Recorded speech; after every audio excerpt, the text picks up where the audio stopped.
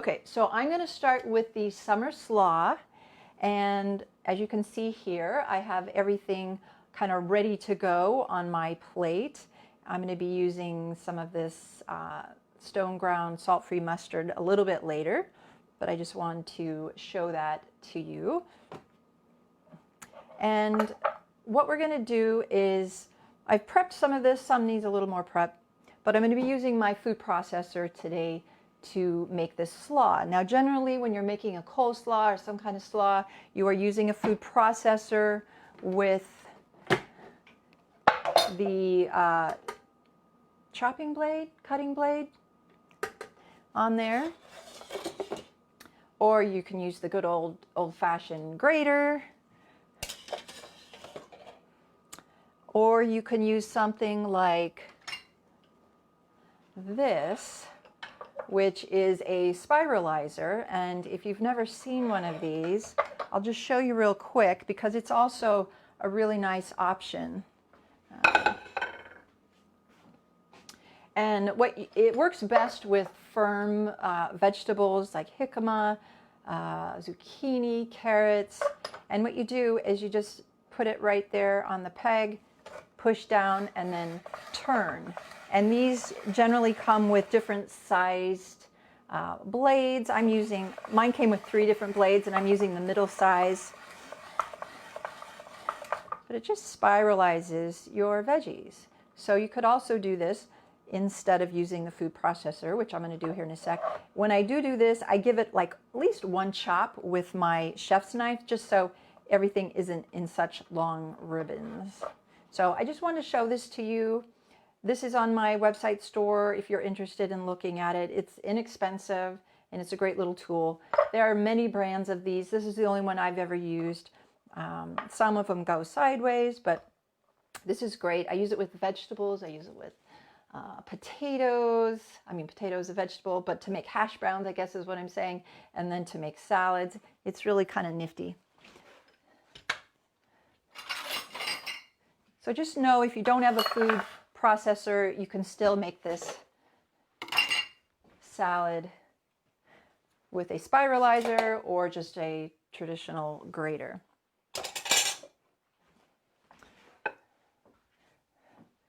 Okay, so I have everything pretty much prepared here, and we are just going to put this through the food processor. This is what the blade looks like. So you're going to take your S blade out and put this blade in.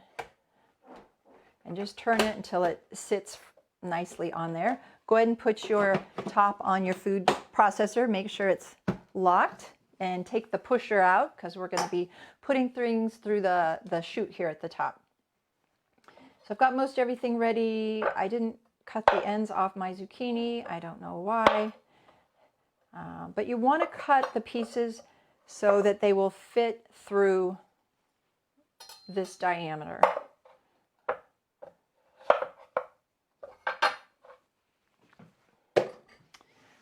My carrot is ready. Actually, I think I will cut that some smaller pieces. I've got a cucumber here. I'm going to cut the end off. And you can leave the skin on your cucumber if you want. I'm using an English cucumber that looks like this. These are often firmer, so I go back and forth though. You can leave the skin on, or you can do what I do sometimes is just like a partial peeling where I go around. But for this, you could probably just leave it all on since it's going to be in little tiny pieces. Okay. I might cut that in half. All right, so we've got our cucumber, we've got our carrots. This is jicama. If you've never had jicama, let me show it to you. There it is. That's the piece I cut out, but it looks like this. Looks kind of like a big rock. And it's pretty common in the grocery stores here anyway. And that's what it looks like. It's kind of chalky on the inside. It's very dense. It's very refreshing, kind of like a carrot texture. And then I have my golden beets here that I've cut to fit through the chute. And this is what it looks like before I peeled it and cut it. It's got this thick skin on it. All right. And then we're going to use the lemon a little bit later. I've got some radishes that I've cut the tops off of, and I think that's it. Okay. So I'm just going to shoot everything through the hole in the food processor here, and I'm going to push it down with this as I go. Sometimes vegetables get stuck on the top of this blade, and they just kind of flap around in there. So we'll see what happens. Sometimes I'll take the lid off so I can pick out those chunky pieces that didn't quite make it through. All right, so here we go. Let me check the comments first just to make sure you don't have any questions at this point. Hey, Lori. Hey, Susie. Susie says she's going to be teaching school from home soon. Yeah, those technical issues, they're a little stressful. But 3 months into this, I feel like I've done really well up to today. Okay. Alrighty. So this is going to be loud just for a sec while I put all these things through. I'm going to set these just right here for now. And here we go.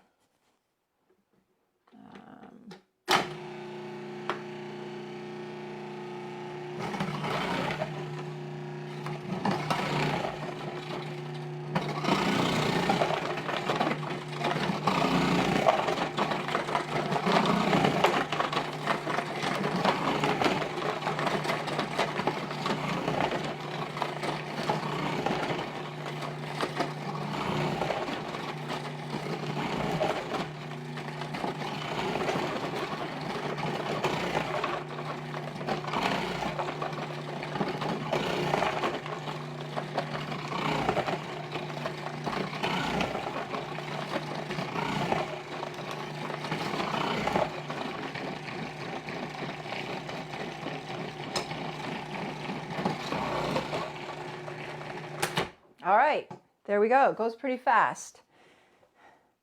So I'm going to go ahead and take this off. And as you can see, what I was talking about, a few chunks stayed on the top, but no big deal.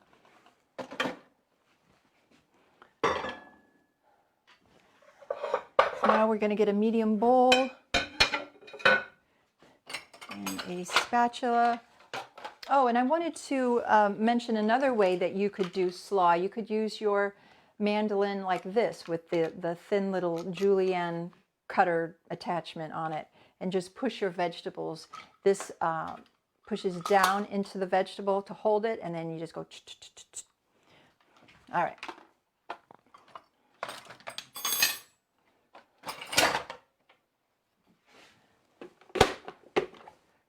We're going to transfer all of this to a bowl. Look how pretty that is. Oh my gosh. So if you have a food processor and you never use that blade, use it. It's really wonderful. Makes it so easy. All right. Look at all that. And if there's some odd pieces in there like that, you can just pick them out. We like uniformity around here. Okay, oh, that looks so pretty. So I also want to mention that you can use red beets with this if you want to. You just have to know that it will probably turn the rest of your salad pink. So if you don't want that, use the golden beets. And if you've never had raw beets before, they're totally edible, totally delicious. I will often put raw beets on my green salad just for something different.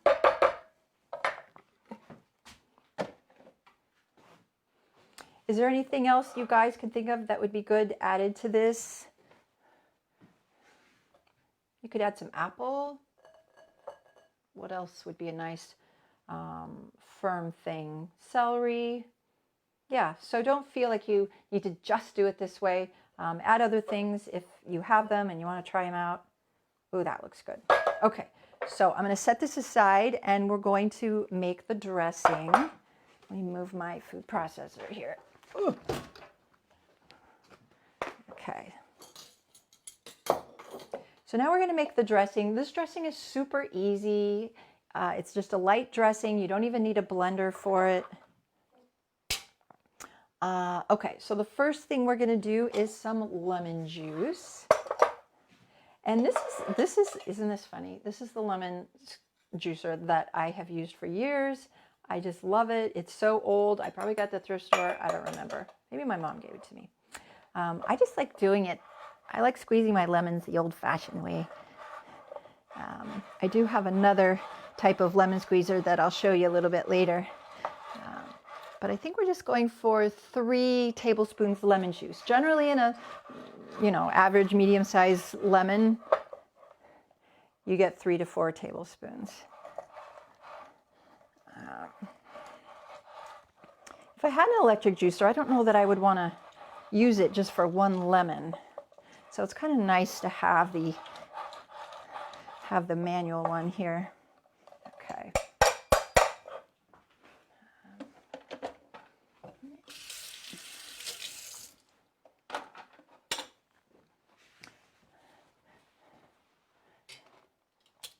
These are my favorite measuring spoons. I talk about these all the time.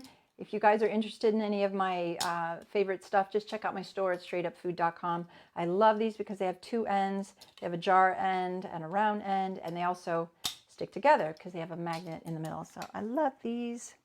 So we're going to do 3 tablespoons. Now, instead of just putting it on the salad, we're going to put it into a little container that has a lid.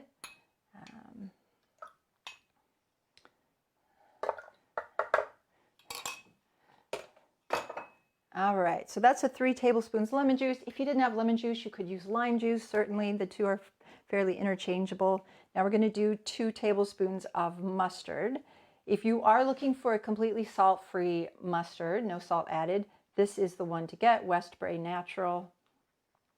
I just ordered some online. They're kind of tricky to find in the store, so I order 3 at a time. And we're going to do 2 tablespoons. If you have another kind of mustard that you like, you can use that as well. Okay.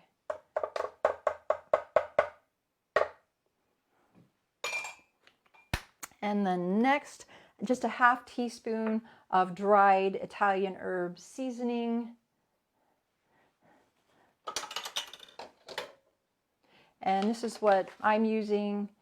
This is very common. You can find Italian seasoning blends pretty much anywhere you buy spices. This has thyme, oregano, basil, marjoram, rosemary, and a different kind of basil. Anyway, I use this all the time for everything. Okay, and it is salt-free. Salt-free. And then last, we're going to put in a small to medium clove of garlic. And here's my garlic. This still has the paper on it.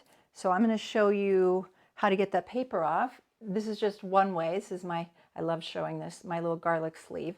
So just give it a good little roll and then shake it out. And if the paper's not off completely, it's usually quite easy just to roll it off. Okay. This is called a bench scraper or a pastry scraper. It's great for picking things up off of your cutting board. Now, when I just need 1 clove of garlic, and again, I'm not using the blender for this, so I need to process this a little bit. I don't use my usual, I love this, my garlic chopper. It's a Tupperware garlic chopper. I don't use this. I pretty much just use this if I have like 3 or 4 more cloves to chop. It does a great job.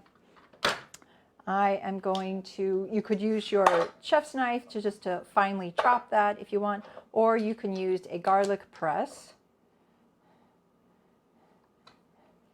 And then just press it right in there. And then you just want to cut the stuff off. And sometimes I'll go back in and I'll smash this down a little bit and do it one more time just to see if I can get any more out of it. Okay. All right, so there's everything. I'm just going to put the lid on and just give this a shake. And while I'm doing that, I will look at the comments.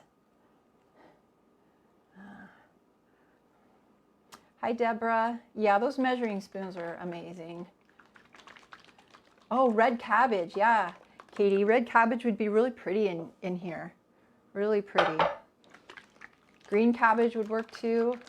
Yeah, this is a super easy dressing, Janet. Hi, Nancy. Hey, Laura. Hey, Deborah from Canada. Hey, Stan. Thank you guys for tuning in, even though I was late today. Hey, Lori. Okay. Okay, so once it's all shooken up, shooken, is that a word? Shooken. We're just going to pour it on. Now, if you have a favorite salad dressing that you like, you can skip this and do your favorite if you want. This is just a suggestion. And whenever I'm gently tossing salads, I love these little rice cooker spoons, paddles. Okay. That smells so good. And this is just a light dressing. It's not a real heavy, goopy dressing. So if you like more dressing, maybe double it or 1.5 times it. Okay.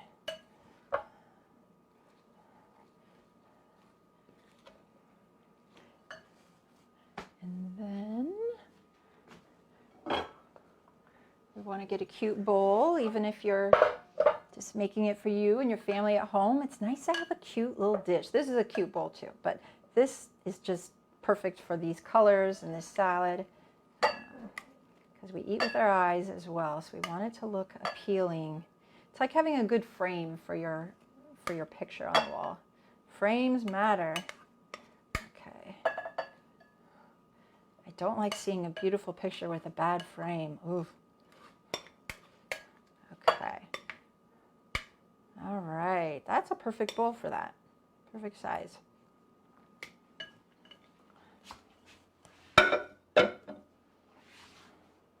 Alrighty, there she is. Isn't that a pretty slaw?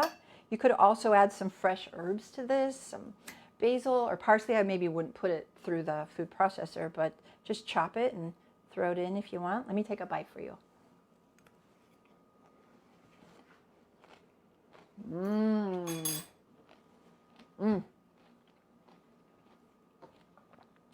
That was really good. It's got like a tanginess from the mustard and the garlic, and a sweetness from the carrots and the golden beets. So good. Okay, so there you go.